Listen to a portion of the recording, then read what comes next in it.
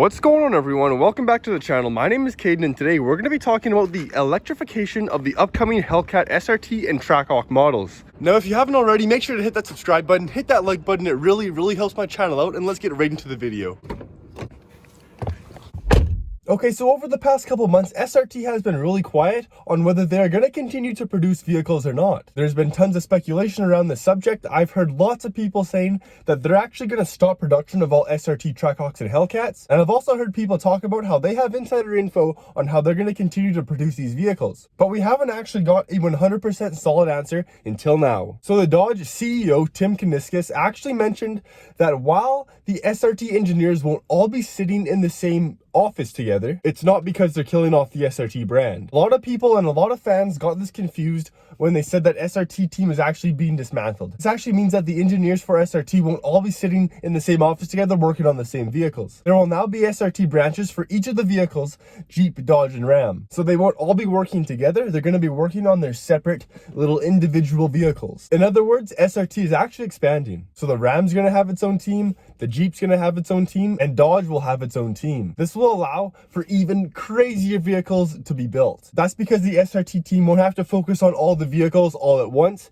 Each team can go focus on their each set of vehicles. Now, when it comes to electrification of the Hellcats, Trackhawks, and SRTs, he also touched on that as well. Now, some of you might be disappointed with what I'm going to say next, but the CEO said it himself. The CEO, Tim Kuniskis, actually said that electrification will allow for more power than we've ever seen in Dodge products. So while he actually didn't mention which vehicles will be electric and if they're going to be full electric or gas electric, he did say that electrification will allow for more power.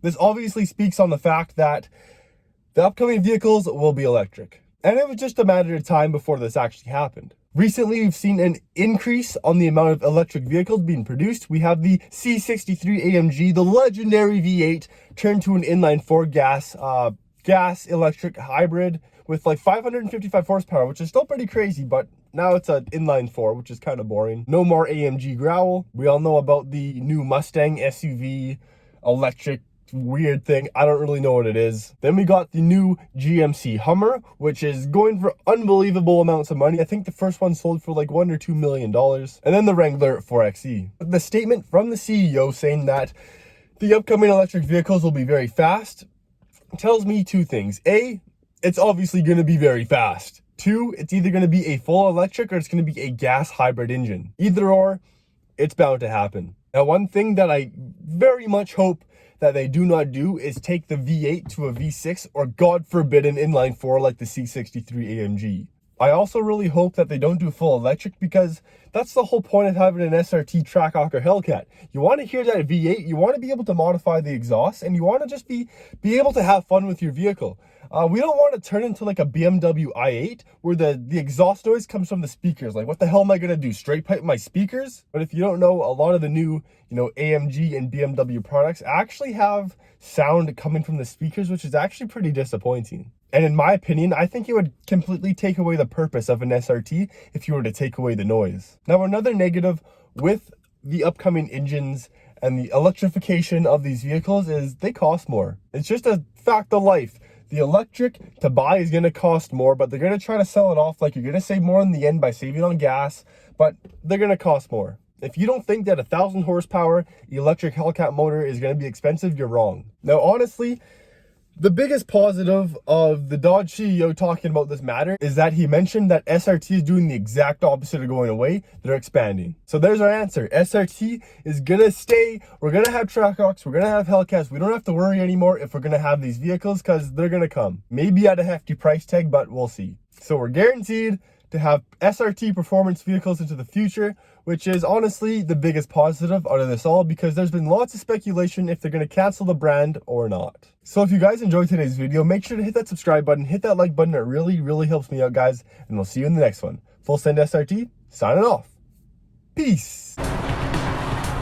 Because to achieve greatness once is not the end of the journey. It is only the beginning.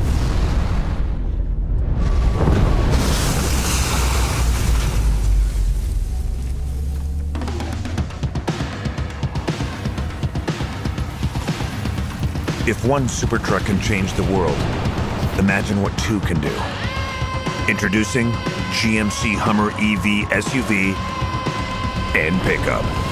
The world's first all-electric super trucks. The quiet revolution begins with a nearly silent all-electric propulsion system. And for the brave souls who dare to engage Watts to freedom, the thrill of our pickup accelerating 0 to 60 in approximately 3 seconds. The innovation continues with next-generation Super Cruise, a driver assistance feature that offers hands-free driving with automatic lane changing on compatible roads.